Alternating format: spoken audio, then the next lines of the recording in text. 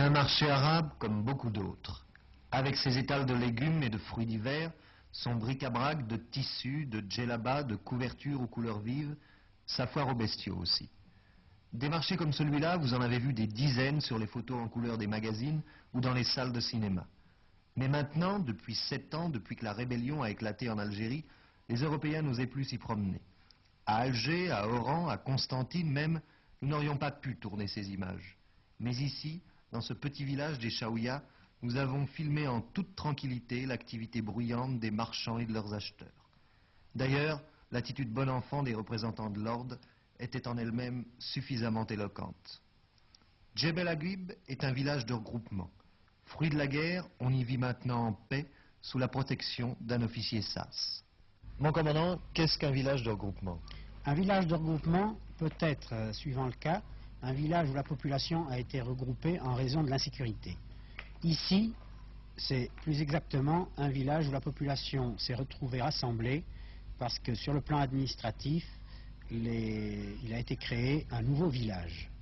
En dur cette fois-ci?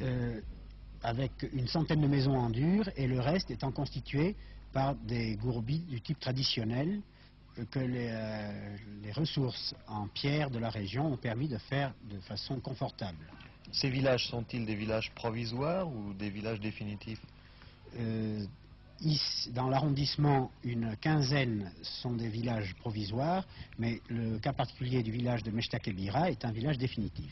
Ici, à Mechta-Kébira, il y a une SAS. Quel est le rôle d'un officier SAS? Le rôle de l'officier SAS est essentiellement de rechercher le contact avec la population. Dans les premiers temps, il était également chargé de pallier à la sous-administration.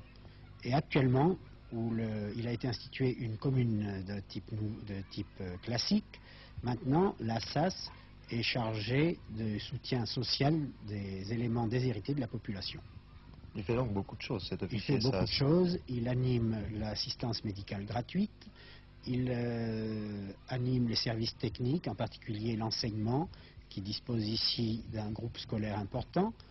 Et également, il actionne la Société agricole de prévoyance. Il facilite le travail de la défense et restauration des sols. Il se trouve l'intermédiaire entre la population et les différents services techniques.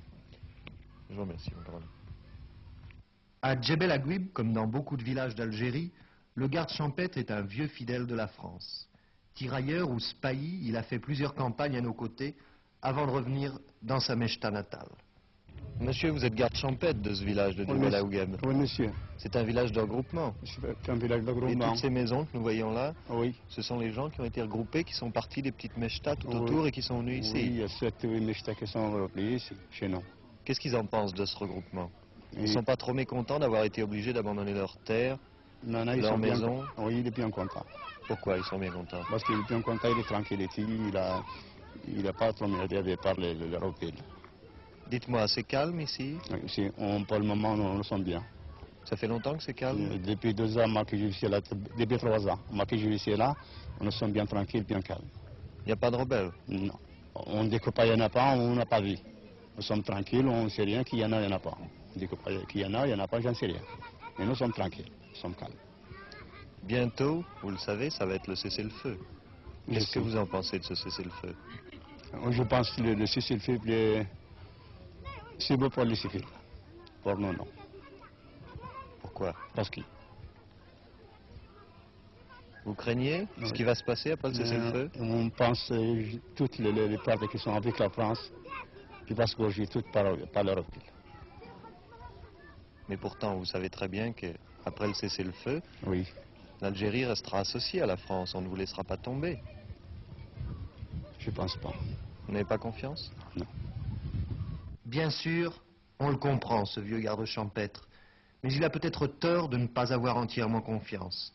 Dans certains villages de Kabylie ou des Aurès, où la paix est déjà revenue, anciens harkis et anciens félagas participent à la vie de la municipalité, sont élus sur les mêmes listes électorales, vivent en bonne intelligence.